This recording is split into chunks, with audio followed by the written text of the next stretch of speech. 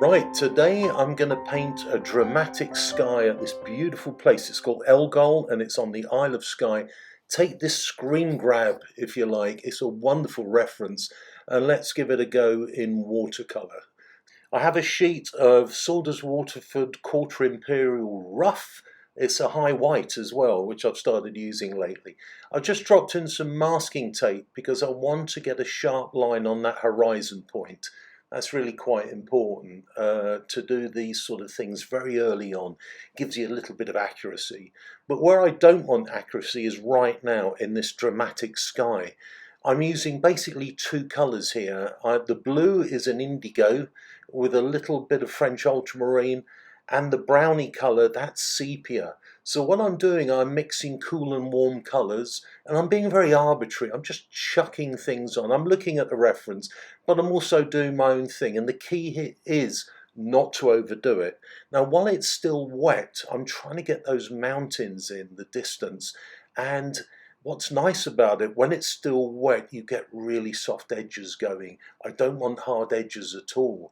So you can really have a bit of fun and let things happen as you move along. I'm now doing that large peak, which is central. That's a really important point to the composition. I'm also just dropping in some stronger shades of blue, of French ultramarine. Remember, it looks dark when you're painting, but it will end up being a lot lighter once it dries. That always happens. So anyway, we've done the sky.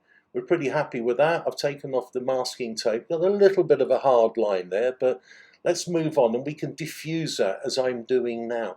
I'm trying to take some of the hard edge off there because I've got that rock covering and I don't want the edge showing through the transparent watercolours. One of the issues with watercolour, it is transparent. It's not like an opaque medium like gouache or oil or acrylic. It's not like that.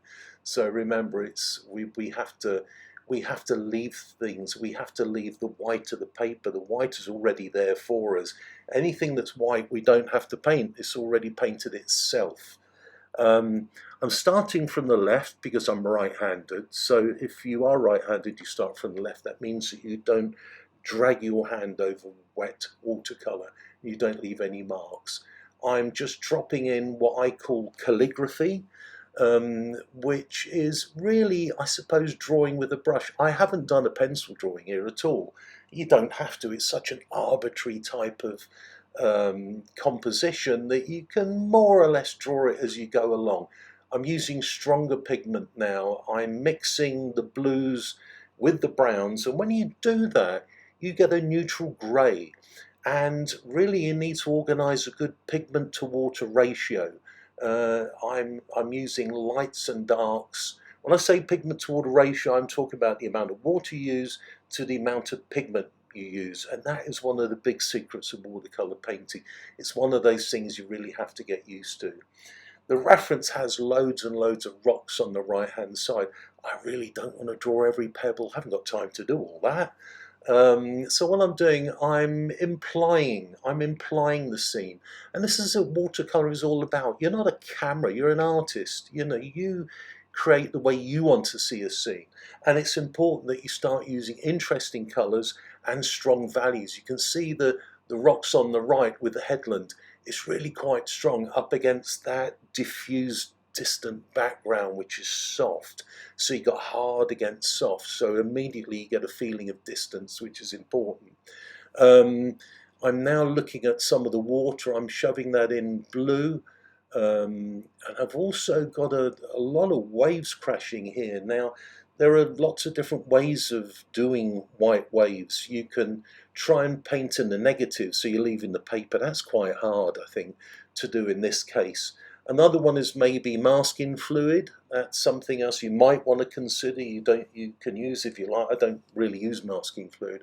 But I suppose because I paint in gouache as well, I'm quite used to using opaque white, which I'm doing now. I'm running some Chinese white to get that big splash on the left-hand rock of the waves coming up. So I'm pretty happy with that. You notice there I just lifted out a bit of that dark. It was a bit too dark there. You don't want to get too dense with your darks. So we're just about there now, and voila, that's finished. And here are a couple more that I did at Q Studio the day before. So I've done it 3 times now, and each time you paint it, the sky is different. That's the wondrous beauty of watercolour. Anyway, I hope you enjoyed that, and look forward to seeing you again soon. Bye.